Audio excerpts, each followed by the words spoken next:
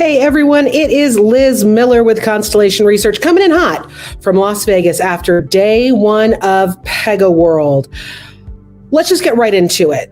Day one kicked off with Pega Systems CEO Alan Trefler really laying out what a lot of organizations are, I think, having a hard time articulating, this desire to become an autonomous enterprise. Now, those of you who have followed Constellation Research for a while now have known that we love talking about the autonomous enterprise. In fact, Ray Wong's been talking about it for a really long time.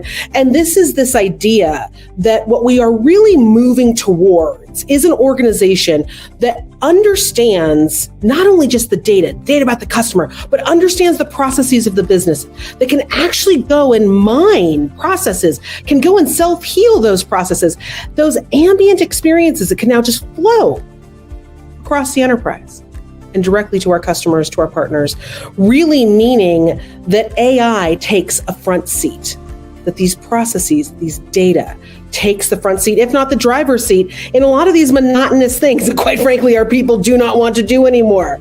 But when we are searching for this pathway to the autonomous enterprise, I think a lot of people get stuck in this old thinking, this old dynamic. And I think Pega Systems themselves actually get caught in this, right? We want to assign Pega to a column. They're a CRM, right? They're a business process management solution. We want to make them fit into something that we've wanted them to then stay in for 40 years now. And the reality is that what I heard today loud and clear is not only is Pega's vision crystallizing, changing, evolving for this new age of the autonomous enterprise, but they're kind of bringing all of those categories with them, right? Where customer relationship management isn't about that kind of old structured data store that was the dynamic between sales and marketing, right? Psh, old school. Business process management isn't just about those 10 processes that could work in the back office and everyone was happy.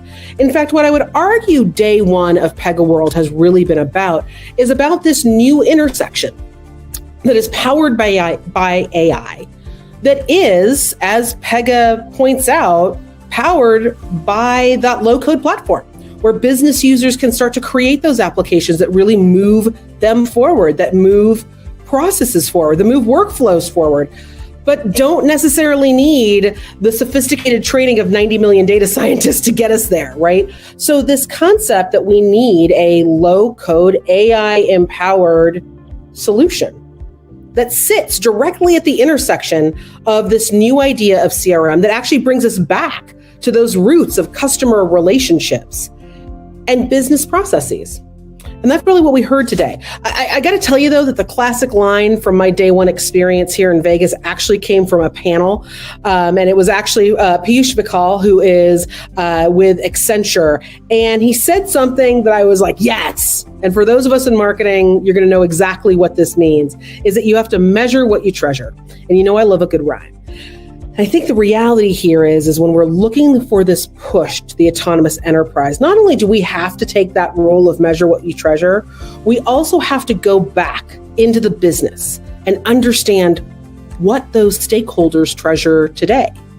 We heard panel after panel, and there was a terrific panel with NatWest Bank and Wells Fargo talking about CDPs in this new enterprise, where a customer decision hub could then sit with a customer data platform and actually pull in all of that great event data, pull in all of that understanding about what our customers are doing, and have that also empower and feed the AI that is making these decisions about not only the next best stage, next best step, what that next recommendation is going to be, but can also help us redefine not just best, but even better. Right? How do we get to that next stage of recommendation in this autonomous enterprise that is getting down to that audience of one because of that event of one?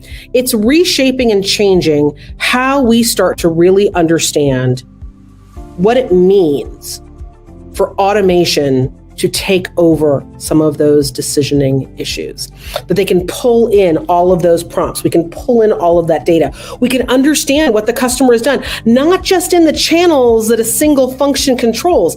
And if I'm being really honest, that tends to be the biggest problem we face today. We want to engage in these omni-channel experiences that we know drive profitability and relationships forward. But then we get trapped in that old contest. Corporate, don't touch my button. No, I'm in marketing. You can't touch that.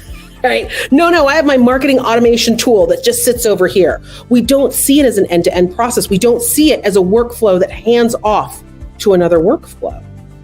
In fact, we don't have the tools that can mine those processes to understand where our operational processes, where our organization, so rooted in that muscle memory, simply isn't keeping up with where the organization, where the enterprise needs to be. In fact, we heard a great conversation from Wells Fargo Bank where they were saying exactly that. We needed to redefine where our business was moving. Bank of Ireland, another great example here at PegaWorld, talking about how when a customer would submit an application, when they submit a change of address for their mortgage business, they could automate a lot of those processes, but some of those downstream processes, some of those downstream functions simply weren't able to keep up. But now with AI, they are able to make sure that that decision hub continues to hum and that data comes in to an intentional place where customer relationship and business processes meet. It's likely the hub, the heart, the brain, as Pega likes to say, of that autonomous enterprise. The thing that I heard the most, regardless of where I went and regardless of what customers, I'm talking about customers who were just talking to each other in the elevator or customers who were sitting on panels. The thing I kept hearing over and over again was that the reality of the business is that this complex process mess that we have been sitting on, that we have nicknamed legacy, simply can't take us into this stage of the autonomous enterprise. So they are looking for ways that not only data can be connected and connected reliably and consistently, but that processes can also follow suit. It's about orchestrating engagements. It's about bringing in that evolution of CRM and BPM and making it fit for this age of the autonomous enterprise. And especially for those of us in customer experience, where we are watching sales, marketing, and service sit at this fire hose known as customer data. It's exactly what we need. We need to be able to look at those data systems. We need to be able to look at those processes and understand how they connect. So that was my day one. There's lots of stuff going on Twitter. The hashtag for PegaWorld is hashtag PegaWorld. It's not that hard. You can see all the live tweets that have happened in day one, and of course, follow along for the tweets from day two. We're going to kick the day off with a keynote from Dr. Rob Walker, who I had the distinct pleasure of speaking with not too long ago.